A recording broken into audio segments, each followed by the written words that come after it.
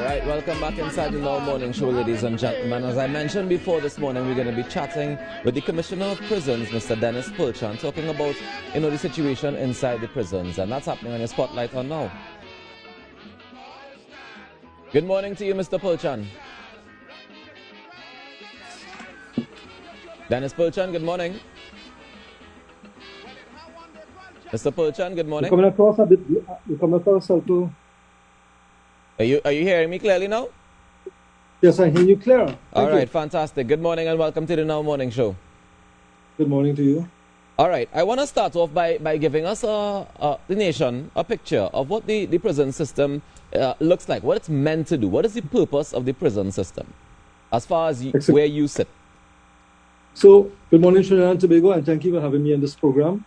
The Trinidad and Tobago Prison Service is an arm of the criminal justice system. It's what is practically known as the tail end of the criminal justice system, where an offender commits an offense, sent to prison for either remanded to the prison or sent to do a sentence. Our job in the prison service is to rehabilitate, or rather provide opportunities for that inmate to be rehabilitated so that he could enter society a better human being. So we have programs in place for that. Might I say that our numbers in the prison service is pretty close to the 600 inmates, and we run an institution, 11 institutions throughout Trinidad and Tobago. All right, and what is the success rate of getting people back into the society rehabilitated? Well, I would say we are about 64% of recidivism rate. However, to judge that by itself, really, it's very difficult because there are no social network in place to assist an inmate who leave the prison system.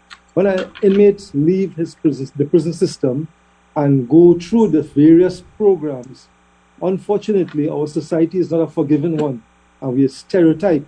So once a person commits an offense, come to the prison, have a stigma attached to him.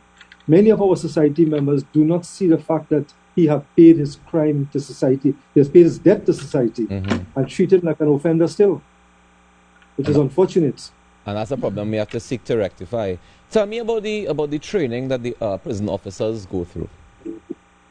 Well, prison officers are trained on continuous training, but on introduction to the prison system, prison officers are trained in all aspects of running the institution, of carrying out our policies, our procedures humanely as possible. They are taught a bit of psychology, sociology, a bit of dealing with human beings in confinement, empathetic, emotional intelligence. So, and they are taught physical training and the ability to get things done in a practical way. All right. And what are some of the biggest challenges that the prison officers would face in carrying out their tasks? Well, there are some challenges. Remember, you are dealing with a clientele who do not want to be here. Right.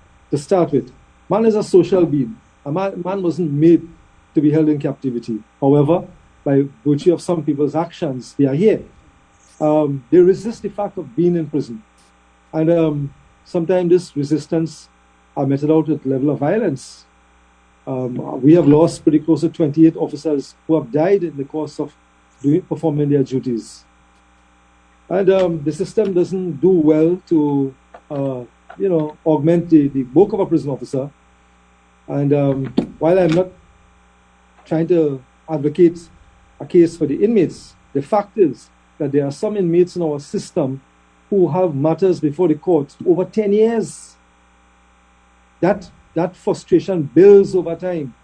And that translates to the authority figure, which is the prison's officer. So when a prison officer tells an inmate, go inside your cell now, which we are required to do, the inmate is already frustrated with the fact that his court case is dragging. He's 10 years in a system. He's growing beard in a system. So, there's some level of retaliation at times. So what you're saying, Mr. Pulchan, is that the system is broken and the prisoners are frustrated, and as a result of that, they would take it out on the closest thing to authority that they have, which would be the prison officers. That's quite true. All right. Are there inmates that you guys would consider to be higher risk than others? Oh, definitely. There are inmates who would have classified themselves not by the crime they have committed, but by their behaviors and their ability to hurt others, including themselves. So those are high-risk individuals who we try to move away from the general population. Right. In prison terms, it's known as classification, where we take the more dangerous, hardened criminals away from people who have committed less criminal offense, or lesser criminal offense, and keep them apart so they will not cause contamination in the prison system. All right. I want you to tell us, Mr. Pulchan, about the actual living conditions and the operating conditions inside of the prison, because we've heard a variety of reports, people saying this and people saying that, but I want you to let us know, what are the living conditions like in a prison?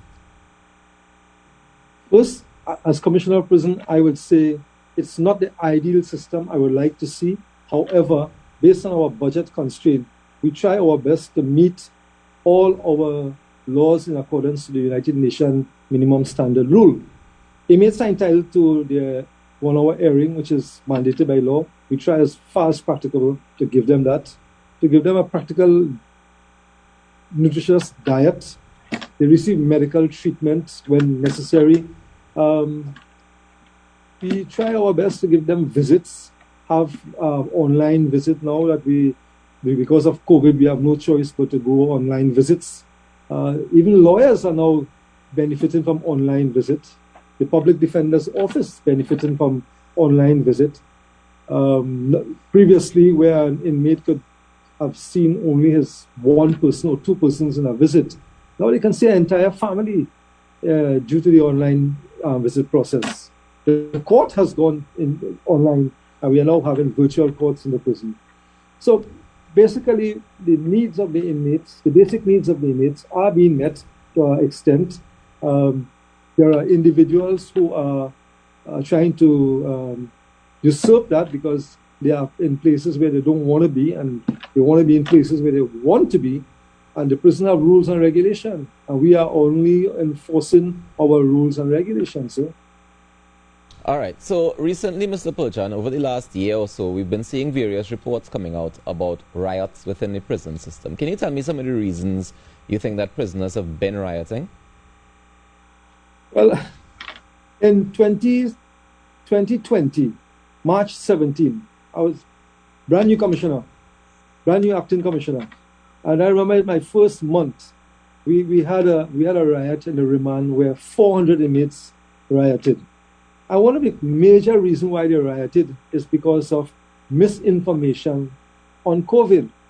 It is strange that it was learned at that time that some Middle Eastern countries were allowing their inmate population to leave the prison institution and go manage COVID on the outside. For some strange reason, the inmates of the remand north, the south wing, got the notion that this should happen in Trinidad and demanded that we remove them from the prison system and send them to their homes, which is very unusual request. That resulted in attacking some senior officers. We had to get the assistance of other agencies, including the police, and we quelled the riots and brought the situation back under control. And then the riots, there was recently another one that took place with the burning of mattresses and stuff like that. I saw that report from July. Yeah, that's correct. Was it similar reasoning? No, actually, we have a division called Wayne Jackson Building. And what happened is that it was built for 250 inmates. Mm-hmm. So we had COVID-19 recoveries in that building. So those who had recovered, we moved them and absorbed them into the mainstream prison. So we end up with a void. Subsequently, we decided to move remanded inmates from various stations to lessen the strain on other stations and bring them to the maximum security prison, where they were housed in that division. And that division was built to house 250. I have 99 inmates in that division. It is not overcrowded. The cells are very spacious. And, the move was resisted by the inmates because of various reasons. because they were taken from their comfort zone. But in the prison system, rotation of inmates is critical to our security and necessary at times. But is Mr. not a personal Pulchan, thing. Just what we do. Mr. Pulchan, just want to be clear on something here. You said earlier that you guys keep inmates separated from each other for various reasons, right? You keep lesser crimes away from serious crimes. Just now you mentioned taking people from remand and putting them in the maximum security. Correct. Yeah, but wouldn't that be contradicting what you said before? If you're taking people who are waiting trial and still not convicted of anything, but they're waiting trial, and you put them in the maximum security with people who would have been convicted already? No, let me clarify that. In the maximum security prison, there are two types of prisoners. They are both convicted and remanded. There's a remand section and there's a convicted section. Okay. Even for the Spain prison, there's a remand section and a convicted section. What we sought to do is to move the burdens from the various stations and bring them into one area and house them into one building to reduce that overcrowding issues. Okay. All right, no, understood. They are all held in one building. Tell me something, Mr. Pulchan. Are there any repercussions for people who would have been rioting or you know, that collective upheaval? How do you all deal with that at the prisons? Well, sir, rioting is no, and we advise inmates don't go against the rules of the organization. If you have a problem, let's discuss it, report it, let's discuss it. Burning of mattress is damaging of government property. The prison service have a right to protect its property. And the burning of mattress was an unfortunate incident by some very unthinking persons. We had to end up calling in a special unit, a riot suppression unit, a public order unit that was led by the police and the prison joined together to quell the riot. And they didn't want to go back in their cells, and they started to burn mattresses. And in prison, there are rules and regulations that if you are called to go back to your cell, you are required to go back to your cell. And the public order section placed them back in their cells. All right, Mr. Pulchan, we're unfortunately out of time. I wanted to get into talking about some of the hygiene things that we've heard about prisons, you know, because we've heard some concerning things. But unfortunately, we don't have much time, any more time left, actually. So I hope that we can continue this conversation soon to be able to get more into it, because I think this was very enlightening for those of us who may not have ever been inside of a prison and want to know what that life is like, and, you know, how we can understand what the people who are inside there are dealing with, what the prison officers are dealing with on a daily basis. But I thank you so much for joining us this morning. Because you're most welcome. Call me anytime. No it's problem. My pleasure. Take care. That's the Commissioner of Prisons, Dennis Pulchan, and, you know, we were exploring a little bit about the system, and I think we need to do a little more digging into the system to make sure that we can learn as much as we can so that we're not misinformed, and that we have a clearer picture so that we can do our part. And still, I mean, I don't think we find out yet what our part is, but hopefully soon. And that's the problem we have. We see a version of prison on TV, and that is not our prison. I can assure you about at least that much. All right, guys, let's take a quick break, and when we come back, we're going to continue with this fantastic show. When we come back, it's ICT Week that we're discussing, and Ria has that one. Stay tuned.